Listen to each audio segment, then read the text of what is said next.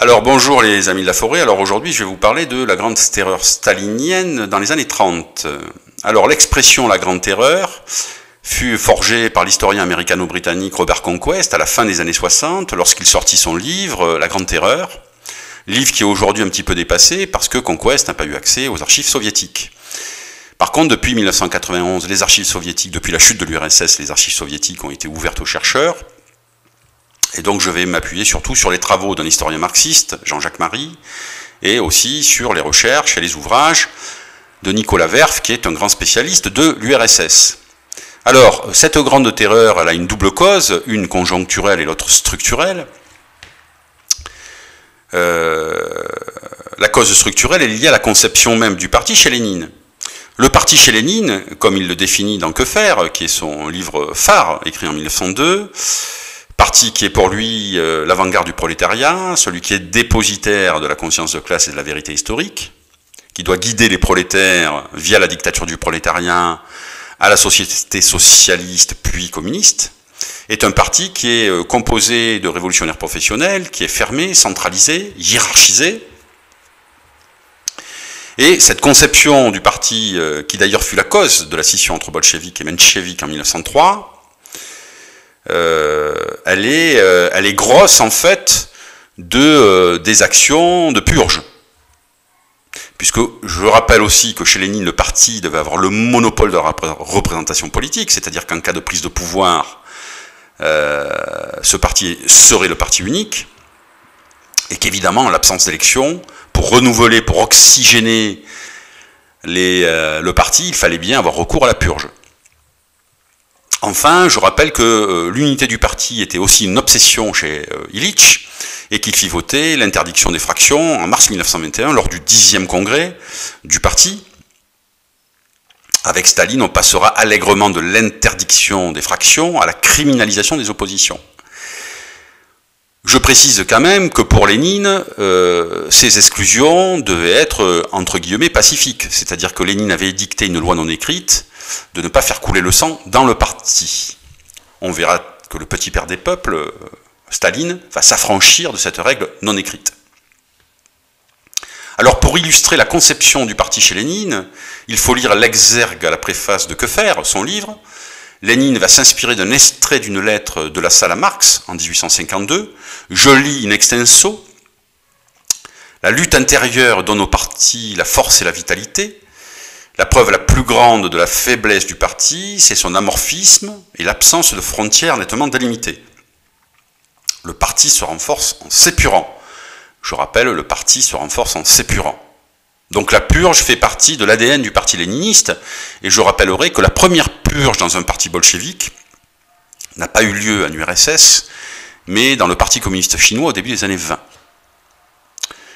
Alors, ça c'était la cause structurelle, on va passer à la cause conjoncturelle. En 1934, lors du 17e congrès du parti, appelé congrès des vainqueurs, qui devait fêter en fait le succès du premier plan quinquennal en URSS, 1225 délégués vont en public applaudir Staline, mais dans leur vote à bulletin secret, le dernier d'ailleurs de la période stalinienne et même soviétique, pour désigner les membres du comité central, de nombreux délégués vont barrer le nom de Staline et vont plébisciter le secrétaire général du parti à Leningrad, Sergueï Kirov, véritable étoile montante du parti bolchevique.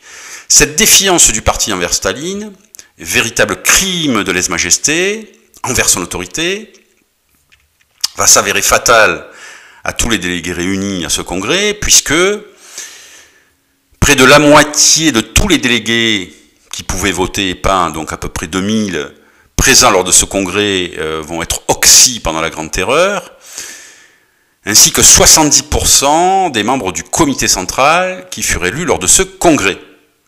C'est pour ça qu'après la Grande Terreur, du congrès des vainqueurs, on va passer au congrès des condamnés. Donc pour Staline, évidemment, les vieux bolcheviks qui faisaient partie en fait de ce congrès, c'est-à-dire des militants qui s'étaient inscrits au parti avant la guerre civile et avant la prise du pouvoir du parti bolchevique, ces vieux bolcheviks avaient connu des pratiques beaucoup plus libres au niveau de la discussion dans le parti, sont beaucoup trop autonomes, ont beaucoup trop de liberté de penser, pour qu'ils soient totalement inféodé aux Géorgiens.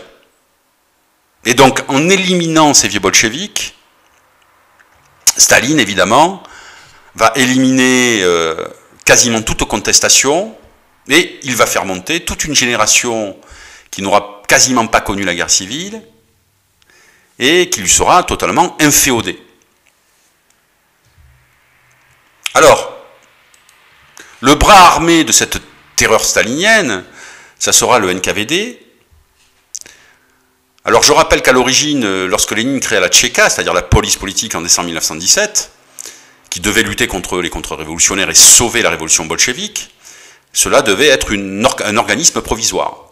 Je rappelle d'ailleurs qu'un des points des thèses d'avril 1917, qu'avait exposé Lénine dans son discours à Leningrad, c'était la dissolution de l'armée et de la police.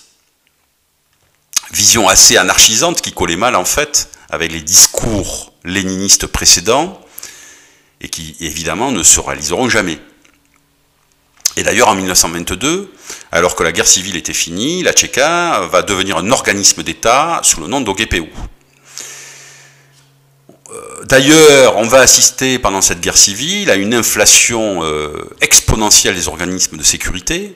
Je rappelle qu'en 1914, la police secrète tsariste avait à peu près 14 000 agents, et qu'en 1921, la Tchéka en avait 260 000.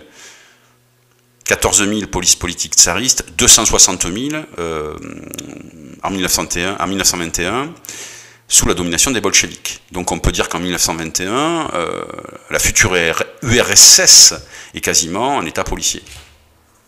D'ailleurs, après la guerre civile, certains hauts dirigeants bolcheviks, comme Boukharine par exemple, vont s'émouvoir des pouvoirs exorbitants et extrajudiciaires de l'OGPU.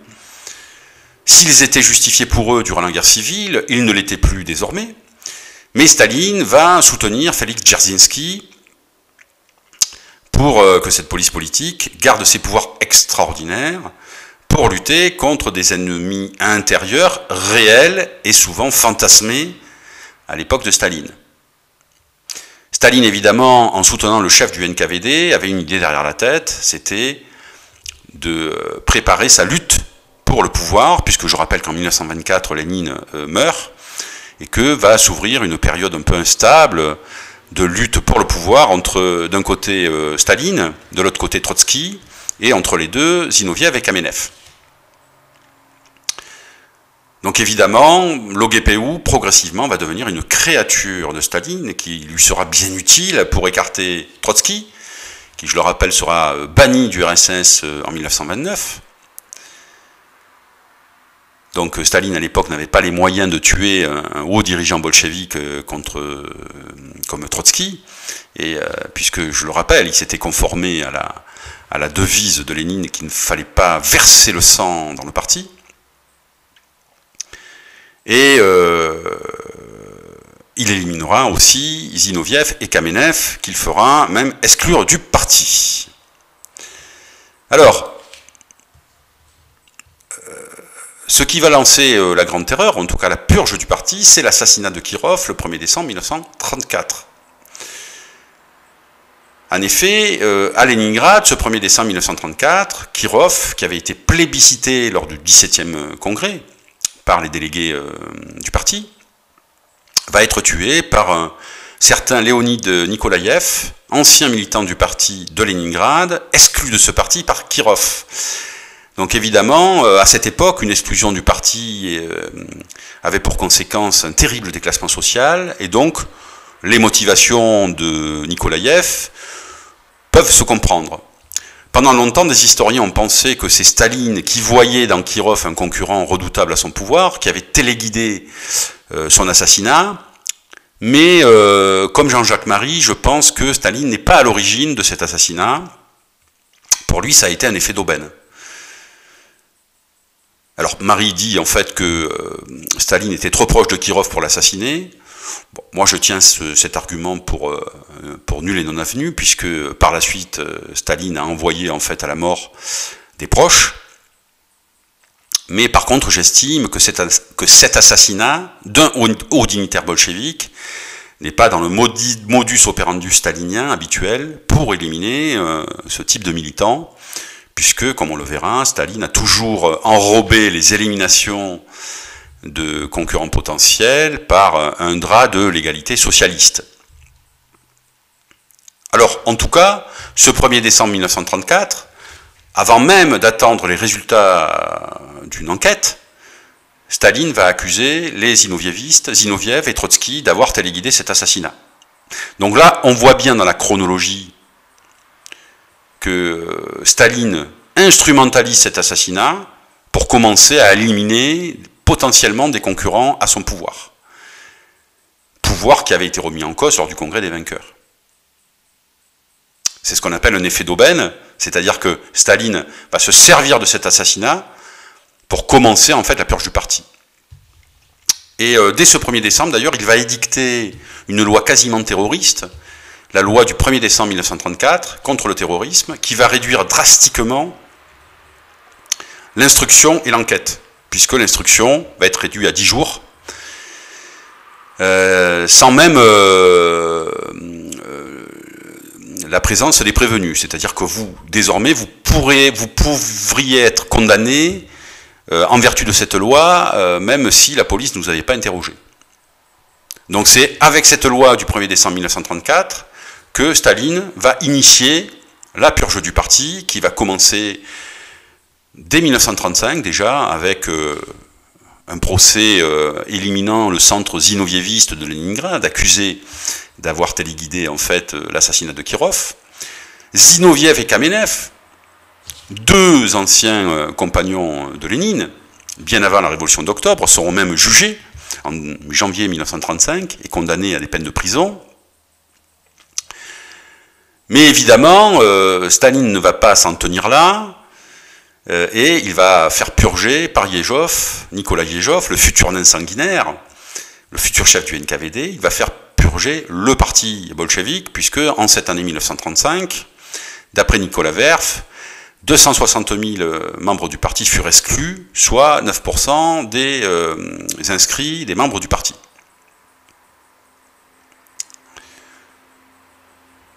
En 1936, Staline va nommer Yezhov comme chef du NKVD, donc de la police politique, qui avait remplacé l'OGPU, et commissaire du peuple à l'intérieur. Et là, évidemment, à partir de la nomination de Kirov, la purge va se continuer et s'amplifier. Et le zénith, si je puis dire, de la purge contre le parti fut les 3 grands procès de Moscou qui ont eu lieu de 1936 à 1938, mis en scène par le procureur de Staline, Vladislav Vyshinsky. Et là, je vous conseille de lire le livre d'Arkady Vazberg sur Vyshinsky, procureur de Staline, où on voit notamment les méthodes de ce triste personnage, et où on s'aperçoit que tous les procès qui vont avoir lieu vont être truqués. Ce seront des véritables pièces de théâtre mises en scène par Vyshinsky lui-même. Alors en 1936, en août, il va y avoir le procès d'ID-16, avec les 2 accusés vedettes, Zinoviev et Kamenev. Je rappelle que Zinoviev était au comité central dès 1907, que c'est un vieux compagnon de Lénine, qu'il avait été le président de la 3e internationale, chef du parti de Leningrad, et qu'il était donc un militant bolchevique prestigieux, comme Lev Kamenev, mais qui lui qui était secrétaire du parti à Moscou. Les 2 hommes vont s'accuser de tous les maux, et vont être condamnés à mort et exécutés dans la foulée. Je rappelle que contre Zinoviev et Kamenev, et contre tous les autres prévenus, il n'y avait aucune preuve objective, que tous les procès, que tous les accusés en fait des procès de Moscou vont être accusés par rapport à leurs aveux. Il n'y aura pas de preuves factuelles, objectives, tout reposera sur les aveux des accusés. Hein, et l'aveu est quelque part considéré comme la preuve ultime, si je puis dire. Alors, en janvier 1937, il va y avoir le procès d'ID-17, avec comme accusés vedettes Piatakov et Radek. Piatakov sera fusillé. Radek, lui, sera condamné au goulag, mais il n'a pas eu de chance. Lorsqu'il est arrivé au goulag, il va être battu à mort par des prisonniers. Et en mars 1938, en fait, le procès vedette, puisque le procès d'ID-21, avec le fils chéri du parti, compagnon de Lénine, Boukharine, qui, avec d'autres bolcheviks prestigieux comme Yagoda et Rykov, vont être condamnés à mort et exécutés. Alors, je rappelle que si tous ces accusés, 44 au total, des 3 procès de Moscou, vont se livrer à des aveux totalement délirants, c'est qu'en fait, tout simplement, s'ils ne jouaient pas leur partition, leur famille était menacée. C'est-à-dire que le deal entre les accusés et Vyshinsky, c'était de vous comporter comme de bons bolcheviks, vous répétez, vous apprenez votre texte, et vous le répétez consciencieusement. Autrement, votre famille partira au goulag. Donc c'est pour ça que ces 44 accusés sont allés à l'abattoir en baissant la tête. Un seul va se rétracter, c'est Kretinsky, mais après une nuit passée dans les geôles du NKVD, il va revenir à de meilleures idées, si je puis dire, et il va rejouer la partition qui avait été dictée par Vyshinsky. Donc tout ça, évidemment, a été acté par des témoignages et par certaines archives. Et là, je vous renvoie au bouquin d'Arkady Wasberg sur la biographie de Vyshinsky, mais aussi sur les ouvrages, par exemple, de Nicolas Verf sur les procès de Moscou. Donc, après cette série de procès, Staline a éliminé tous les vieux compagnons de Lénine, et son pouvoir est désormais total. Je rappelle d'ailleurs qu'après le congrès des vainqueurs en 1934, jusqu'en 1953, Staline ne réunira que 2 congrès, en 1939 et en 1952, ce qui voulait bien dire que Staline considérait qu'il ne tenait plus sa légitimité du congrès, mais qu'il avait un pouvoir total et solitaire. Alors, je rappelle aussi que d'autres partis bolcheviques ont été purgés. Alors, pas vraiment les pays occidentaux, puisqu'il y avait une liberté de la presse qui ne pouvait pas permettre d'exécuter en fait des occidentaux, mais par exemple le parti polonais fut dissous en 1938 et toute sa direction exécutée, que tous les communistes allemands qui s'étaient réfugiés en URSS pour fuir le nazisme après le pacte germano-soviétique ont été livrés en fait à la Gestapo. Voir le récit touchant de Margaret Böber-Neumann, femme d'un des dirigeants du KPD allemand, et qui connut le triste privilège d'avoir côtoyé le goulag et les camps de concentration nazis. Et évidemment, tous les partis communistes non staliniens en Espagne, lors de la guerre civile espagnole, vont être purgés par le NKVD, avec notamment l'assassinat d'Andronine, qui était le chef du POUM, un parti marxiste non stalinien, ce qui prouvait bien, en fait, que la purge du parti, pour Staline, devait toucher tous les partis communistes adhérents à la Troisième Internationale, ou tous les partis non staliniens. Voilà, je vous remercie, à bientôt.